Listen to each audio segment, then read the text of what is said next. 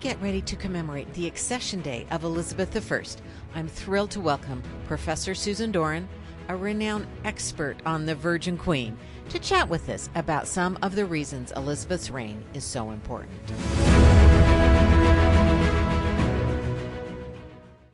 Welcome, everyone, and I am thrilled to welcome to the podcast Professor Susan Doran, an eminent historian and one of my very favorite go-to authors and historians, and just a wonderful and kind and generous person as well. So welcome. I'm so grateful to you for joining us today. Thank you. I'm delighted to be here with you. Well, I'm just going to jump right in. You have done some amazing research on all kinds of things, but in particular on Elizabeth I. And I am sort of surrounded by some of your books here in my office, which is always a treat. So tell us a little bit about what drew you to the study of history, and in particular, the study of Elizabeth I. Okay.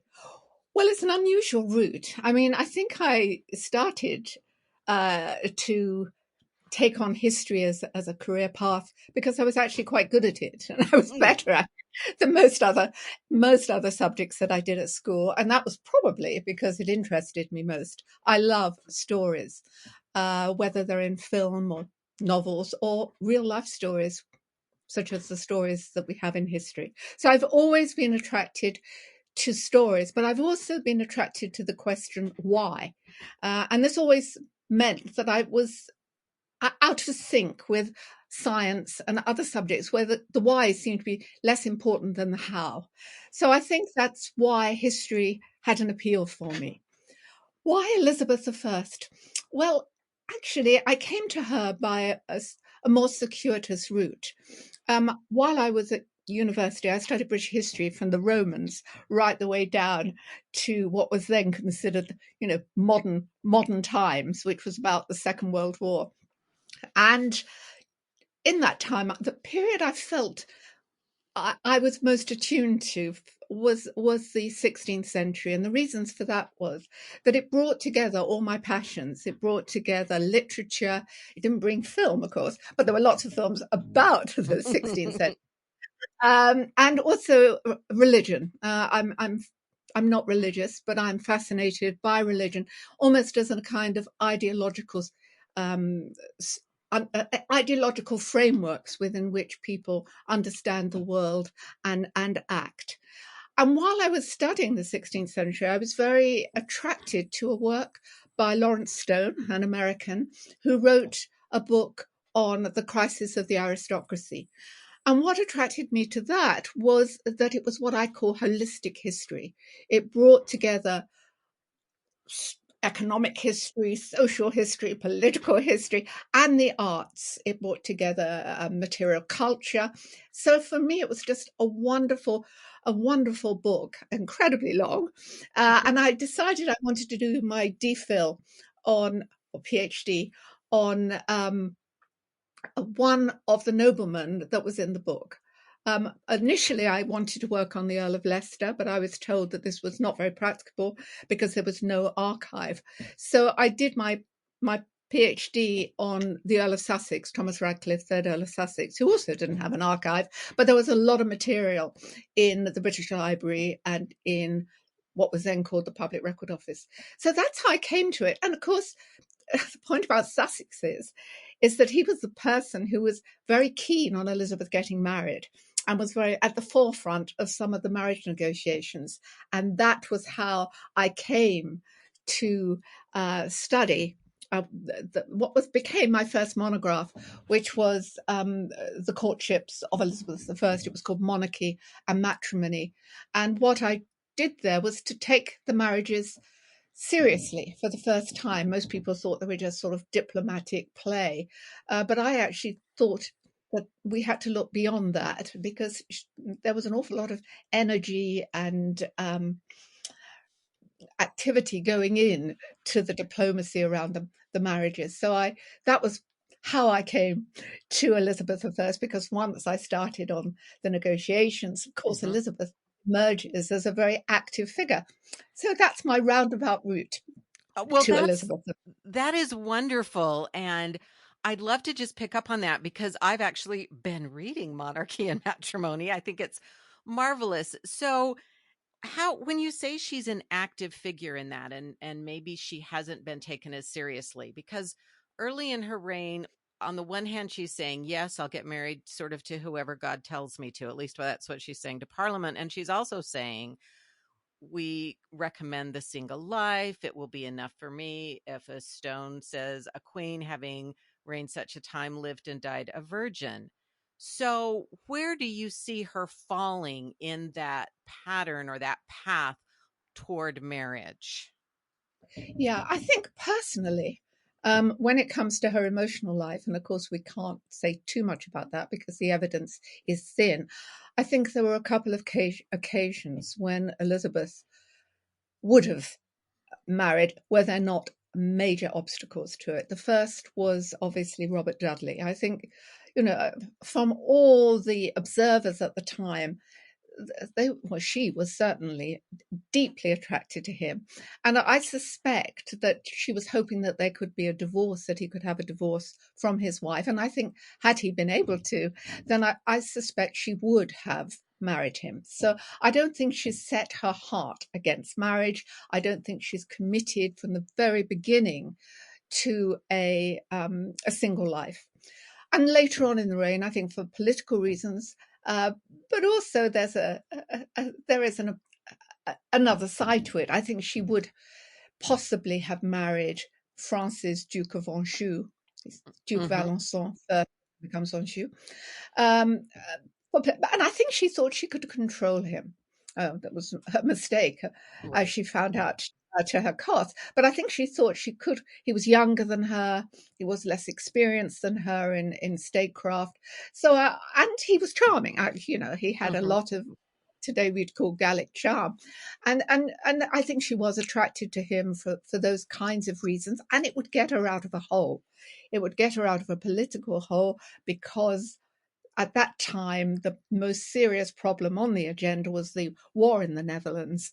And if she could marry him, she could get him to fight, not for France, but for England in the Hmm. Netherlands, without costing her a penny or not very many pennies. Hmm. So I think that's really the attraction there. I think beyond that, I don't think she really was attracted to the idea of marriage to the others who appeared on the long list of suitors. But, her hands were tied because she presented herself as someone who put her kingdom first. And she knew very well that there would be serious problems were she to die without an heir of her own body. So I think that if the deal could be done in such a way, if she could perhaps marry someone like the Archduke Charles of Austria, who would spend most of his time in Austria, possibly beget an heir, and it could be done on her terms, then I think she might very well have gone ahead with it. But of course, he wouldn't do it on her terms. So we'll never know. But that's my instinct, and I do appreciate that others have different instincts. Um, but I see her as being more political in terms of being caught up with the necessity of marriage, both in terms of her image, because she doesn't present herself as a virgin queen till very late on. I mean, we usually dated around 1578, 1579, and also because of her image as the carer of her people. If she cared about them, then she had to think about what was going to happen afterwards, especially if she wouldn't name a successor. Right, and she was pretty determined not to name a successor. Do you think she had a hesitation with a couple of these, including Francis of Anjou and Archduke Charles, of some of the pushback that she saw with her sister when Mary married Philip of Spain? I think the precedents, sorry, precedents demonstrated that it would be a big mistake to marry someone that your leading counselors and leading men, Hmm. I don't think women mattered so much, were opposed to. I mean, there were too many precedents. I mean, obviously, there was Wyatt's rebellion under Mm-hmm. Mary. And later on, of course, there was the deposition of Mary, Queen of Scots, when she married Boswell. And if one could go back further, I mean, everybody has a very keen sense of history. And if one looks at Edward IV, Mm-hmm. he had to seek sanctuary in France because his marriage to Elizabeth Woodville was so unpopular. So I think she was aware of that, and she had to bring her leading subjects on side. So again, it's a kind of Scylla and Charybdis Right. situation. On the one hand, she has to avoid the rock of being seen as being selfish in not marriage, and on the other hand, she has to avoid the rock of choosing someone that her subjects did not approve. Right. I mean, it seemed almost impossible, and the council wasn't completely on board with Dudley, even if he had been able to divorce Amy. He was not incredibly popular with the council, too. Isn't that right? Early on, at least. Absolutely. I think, that later on he does have a working relationship with Cecil, but I don't Hmm. think in 1559 Cecil would have advised Elizabeth to go to, think in terms of marriage. Far from it, to Right. Dudley. No, he saw that as a really bad move and bad Right. for himself. Yes. Yes. Cecil wanted someone, speaking of someone you can control, I think Cecil wanted a bit of that. Yeah, he certainly wanted to stay as number one Hmm. advisor. Hmm. Hmm. So, do you think in the case of Dudley, it was Amy Robsart's death that became the real barrier there because there was the scandal attached to it? I do. I think that there was no way she could marry him once people were saying that Amy Robsart had been murdered. Okay. Even though the inquest said that it wasn't murder, misadventure. A lot of people didn't believe it. Right. And had she married Dudley at that point, it would have been tremendous disparagement to her. Not only because Dudley was not even a nobleman at that point, but far more important, he was seen as possibly a murderer. Right. Yes. So that's even worse than not being Yeah. noble. Okay, that's great. That's great. Well, um we'll leave the marriage for just a bit. We can get back to it, but there are a couple of Marys, and you've mentioned both of them that were really important in Elizabeth's life. So I want to start with Mary Tudor, her sister. So if we look, half sister, of course, if we look at these two women together, they represent the final 50 years of the Tudor dynasty. So 42%. I'm working on this project with Tudors and numbers, and so numbers are really in my mind right now. But 42% of this dynasty that we sometimes think of as all Henry VIII and his wives, 42% is under the rule of a woman. And this was stunning in a lot of ways. How much do you think that Mary and Elizabeth, and of course, especially Elizabeth, because she ruled for so much longer, but how does that change the idea of the monarchy to have these two women ruling for such a long period of time? Surprisingly little, I would say. Okay. Uh, it does show that the flexibility of monarchical rights, which enabled women to take on the role as sacred monarchs, even as chivalrous monarchs. Hmm. If one thinks of the role that Elizabeth played, um, not just in the church, but also with the Order of the Garter, I don't think anything fundamentally changes as a result of her gender. And again, I know there are others who would argue differently. And I'm not saying her gender doesn't have any effect at all. It clearly informed a lot of the poetry and literature of that time, and they played on her womanliness and Hmm. on this sort of thing. But in hard political facts, I don't think it counted as much as we would expect. Okay. Okay. All right. And I know that early in Mary's reign, she had a law that spelled that out, that she would have the same rights and powers as any of her male predecessors to reinforce that notion, right? Yeah. and then Yeah. Elizabeth was able to. Absolutely. That was very important, particularly when she married. I mean, Yeah. I think it's also significant that her husband does not get crowned king. Whether she wanted him to or not is a matter for speculation. Probably over time she would have liked him to have been crowned, but he was never crowned. There was too much Hmm. opposition. And that meant he did not have the same authority and the same aura as Mary did. The problem for Mary was that she spent I mean, it wasn't her fault, but the problem was that, she thought she was pregnant Hmm. for long periods. And that resulted in a degree of withdrawal and also in people thinking about, well, what's going to happen next? I mean, to some extent, people thought what was going to happen next with Elizabeth when she wasn't pregnant, but it was just different. It had a different feel about the female body I think, because of the fantasy. I don't like the use of the word fantasy, but they were sort of fantasy pregnancies. Right. Right. Yes, and all the issues. So many women died in childbirth, and that was a different thing when the actual monarch is the woman bearing the heir. So yeah, right. Really interesting. She's not young. I mean, Right. she's not in her 20s. So Right. it was going to be very dangerous. And if she did bear a child, then who was going to be the regent during that? And she died, which was seemed pretty likely. Hmm. Who was going to be the regent? And of course, the danger there was that England might be absorbed into Spain. So there, the issue of gender does become more important, I'm sure. Right. Right. And I do wonder if that, was in the back of Elizabeth's mind a lot of those times, some of those dangers and questions. All right. Yeah, Let's move I on to think. the oh, go ahead. No, no. I was just going to say, I do think Elizabeth was worried about death. I mean, she certainly seemed to be when she was dying, and Mhm. there's no reason to think she wasn't concerned about death in childbirth early on. So it was another deterrent, certainly, Mhm. in when she was thinking in terms of marriage. Right. Okay. Yeah.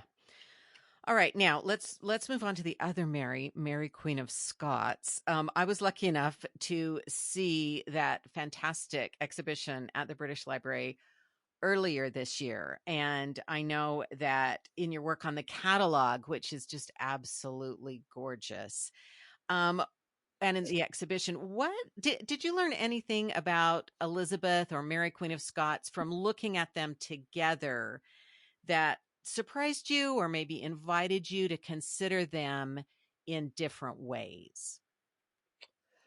I'd given a lot of thought to the two of them beforehand, so most of the exhibits didn't come as a surprise. I think the one that did was the newly found sonnet, which was written just before Mary's death, and that was something new. I think what struck me was that I had been always been very hard headed and hard hearted about Mary. Mm. I had, thought she was a foolish woman, essentially, rather like Jenny Wormald. I'd bought into that, and to some extent, I still do. But I did feel much. I understood where she was coming from rather more than I had. Um, I understood it intellectually beforehand, but here I felt as if I understood it more intuitively as to why Mary became involved in plots, why she ran to England when it was quite obviously the worst possible way to run when she left Scotland. So I think that's what happened to me. I think it deepened my understanding and empathy with Mary.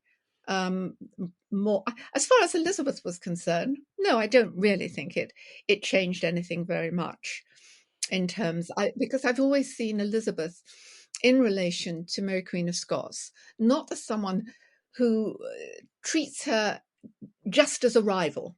It's there is a hard-headed political problem that Mary presents for Elizabeth, and in many ways, Elizabeth does her best to protect Mary, and Right. that I think comes across in the exhibition. I'd written about that before the exhibition in my Elizabeth I and her circle. So that wasn't Mhm. new. Lovely seeing it with all the documents and the the portraits and all the Mhm. other bits of material culture, so that we really got a sense of that.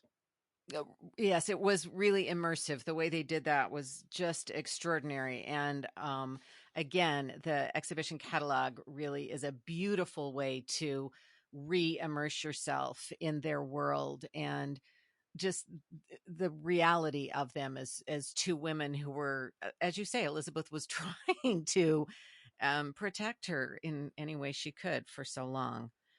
All Hmm. right. So if you had to sort of sum up what makes Elizabeth such a key figure. So you've talked about how you got from Sussex to Elizabeth, through looking at the marriages and but so once you got to Elizabeth, you continued to study Elizabeth, and there are more and more things. So, what are some of the most important, or some of the things that make her a key figure, not only in her time, but for us to continue to consider and continue to learn about? Right. Well, if we think about really her importance, I think the most important thing she brought to England was stability. After a period of very long and frequent changes in religion, she essentially, semper eadem. Hmm. It stuck, and although it was incredibly frustrating for many of her churchmen who wanted the Reformation to go much further, I think she was actually in many ways right. Hmm. I'm going to be popular saying this because my most of my don't. But I can, she brought stability, and people knew where they were for a long time. And we can see that when she died, instability starts again um, around the question of religion, because nobody's quite sure what James the First is going to do. So I think that's a terrible, to have 40 years of stability is really impressive, because in Scotland you've had civil wars, in the Netherlands there's a war which ultimately becomes a war of independence, and Hmm. of course you've got civil wars in France. So I think that was tremendously important at the time. When it comes to how she has been viewed afterwards, in many ways, I think the views afterwards are myths rather than reality. So we tend to see her as the founder of the first British Empire, whereas actually the attempts of Raleigh and others to get an empire off the ground were, a colonial empire off the ground, were failures. I mean, we all know about the lost colony in Virginia. Hmm. It's under James that you really get the first drive towards a colonial empire. Similarly, we build up the defeat of the Spanish Armada as being, this demonstrates Britain's great sea power, and we forget that after the defeat of the Spanish Armada, which owed quite a lot to the weather, Hmm. but leaving that aside, the, most of the other expeditions, not all of them, but a lot of them, were failures, and they were. Um, some of them were even humiliations, and there was a lot of life. Her policy in Ireland was disastrous. I mean, one can't defend it. She didn't understand Ireland. She allowed faction to influence policy in relation to Ireland, and then, of course, the last 9 Years' War was devastating, both for England and Ireland. It cost a huge sum of money for England, but the scorched earth policy devastated Ireland. So I'm not being very kind to Elizabeth, am I? I don't think that what she left for us left for her. I mean, she left tremendous problems for her heir, and that mustn't be forgotten as well. But I, I think we mythologize about her, partly because of the Spanish Armada, and partly because she's a woman, and partly because of the clothes. I mean, they're so magnificent, and partly, of course, because of the literature. And I Right. don't just Shakespeare. Um, but obviously Shakespeare is part of that myth of Elizabeth and Shakespeare, whereas of course Shakespeare wrote most of his best plays under James. Um, Right.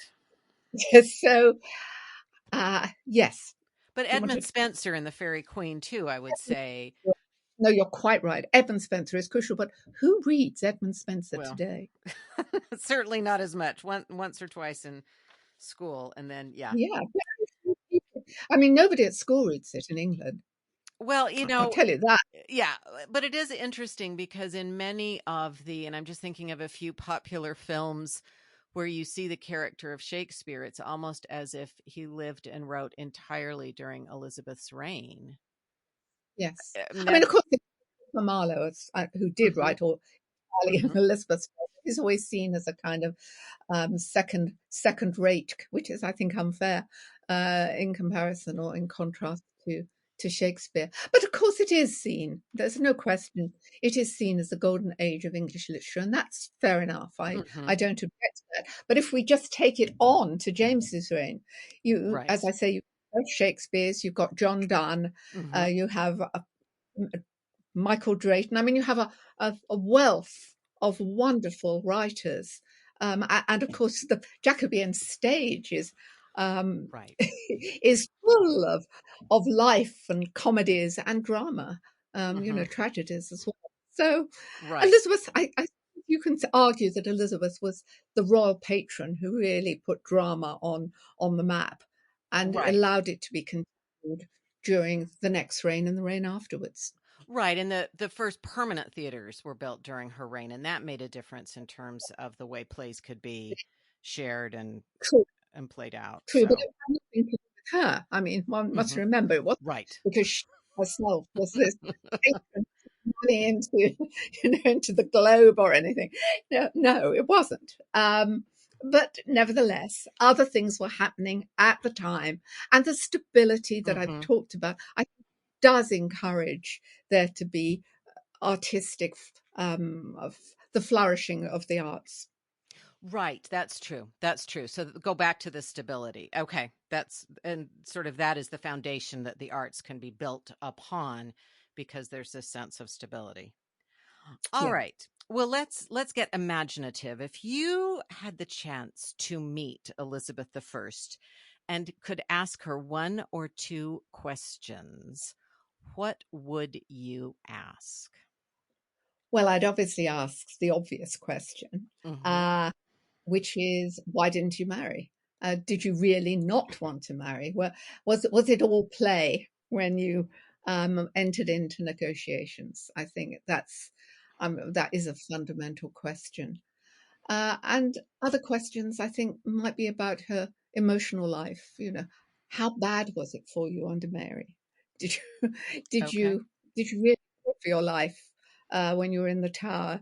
Did you believe that you had this providential right to the throne and it would all turn out okay in the end, or were you fearful for most of that reign? I think they're some of the questions I'd ask. Those are excellent. So if you ever do time travel and get a chance, please let me know. I'd love to know both of those. And I do think of her in the tower in her mother's rooms, all of that I would think must have been terrifying. But all right, those are great. So can you tell us anything that you're working on now or something that you see in terms of current research that gets you excited or that you're wanting to know more about or something you're currently getting to know more about? Okay, well, I'm just finishing my book. I'm working at the moment just on the bibliography, and it'll be handed in to the publishers this week. Ah, And wonderful. it's called Regime Change, and it's from Elizabeth I to James I, and it's essentially asking two questions. One is, how did James get on the throne? How easy was it? What were the problems he faced? That's the first set of questions around his accession. And the second is, what changed and what didn't change? Are we looking at a real regime change, or is it just more of the same? And they're the two major questions that I'm trying to answer in a surprisingly long book. I'm looking at 10 years of James's Oh, reign, okay. looking at 1603 through to the death of Robert Cecil and the death of James's eldest son, Prince Henry. Both died in 1612. So my book covers just that period. And I've loved it. That's It's been wonderful. So why did you choose I had never just put those two facts right next to each other, that Robert Cecil and Prince Henry died the same year. Why did you choose that as an endpoint? Was it because those two events were so important to, segmenting James's reign? Yes, I do think they're crucially important. I think a lot. I think the death of those two men left a political and emotional vacuum that first Robert the Carr filled, and then after that, the Duke of Buckingham filled. So you get much more emphasis on James's bisexuality. You get much more emphasis on corruption in the court, and much more emphasis on faction. I don't see a great deal of faction in those first 10 years. It comes to the fore when James elevates, first of all, Robert Carr to take not just the place in many ways of Cecil, but also the place of Prince Henry. Mm. You know, so I think, because Charles was the second son, was a pretty weak specimen at that time, and in fact, people weren't even sure that he was going to survive to become king. So I think that, and that led also to a division, I think, ultimately with his wife Anna, which Okay. again becomes part of the factional conflict at court. So yeah, it's in terms of national politics, it's a crucially important endpoint, I think. Oh, that just sounds wonderful. And looking at it through that lens, that's really fascinating.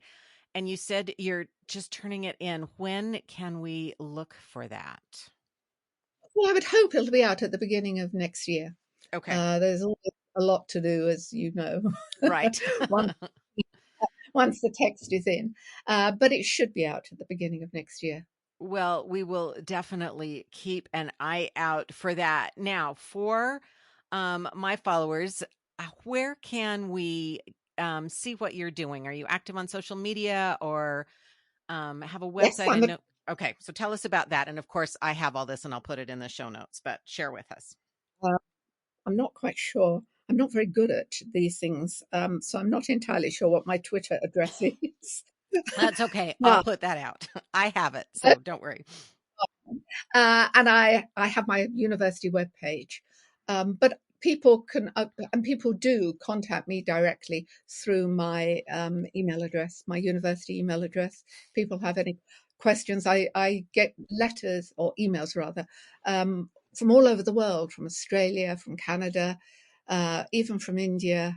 People asking questions about Elizabeth, usually related to a project they may be having for Mm. school or Mhm. university, but sometimes just out of interest.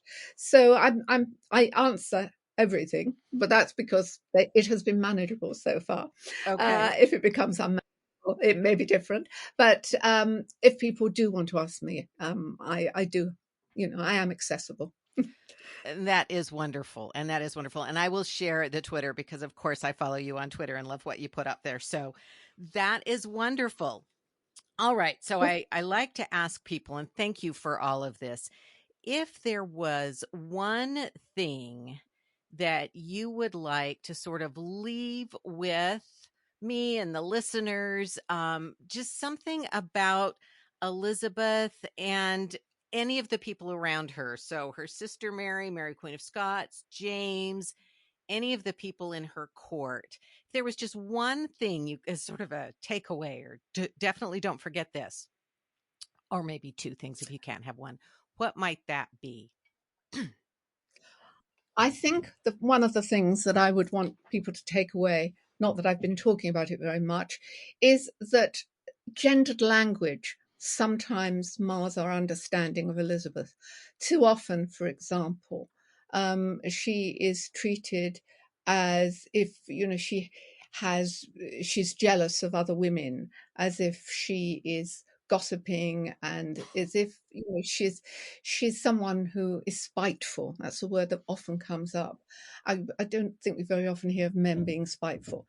The other words that come up, and I would like to be removed, is words that she vacillates, that she doesn't know what she can't make a decision. She's always hesitating. To my mind, if a man hesitates, he's seen as being cautious and as being circumspect, when Elizabeth is understandably hesitating for the good reasons to do so.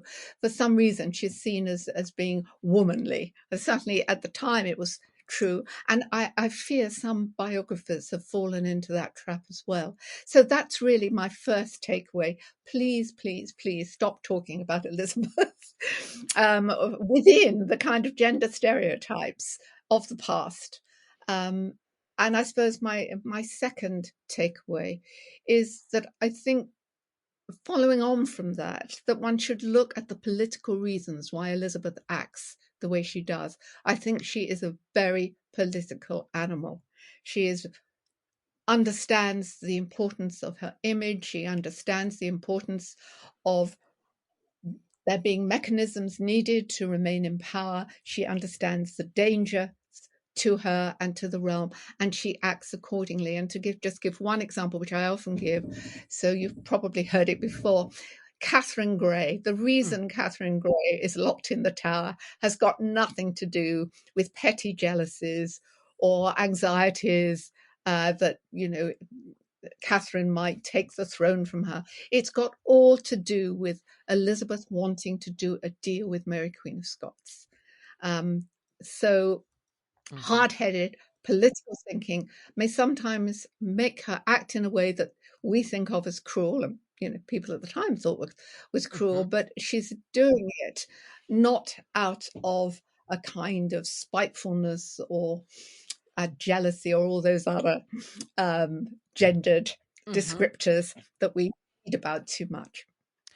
That makes a lot of sense, and you're right. We certainly wouldn't say about someone like Henry VII that he was spiteful or hesitant, and yes, that's very true. And I do like that example of Catherine Grey, because it is often described as being simple jealousy of a cousin who, had a good life or had a love or something like that. And it is described that way. That's really helpful and insightful. So thank you for ending with that. And thank you so much for spending this time with me. I know how busy you are. So thank you for spending this time with me. Thank you, everyone, for joining us. I will put all this information in the show notes, and we will all look forward to your new book coming out hopefully next year, and can't wait to read it and read about that regime change and what that was all about. So thank you so very much. Thank you very much for inviting me. As always, I've enjoyed talking about Elizabeth. Many, many thanks to Professor Susan Doran for sharing her insights on Elizabeth I with us. And many thanks to all of you for listening. I'm so happy to have you along as we shake up history together.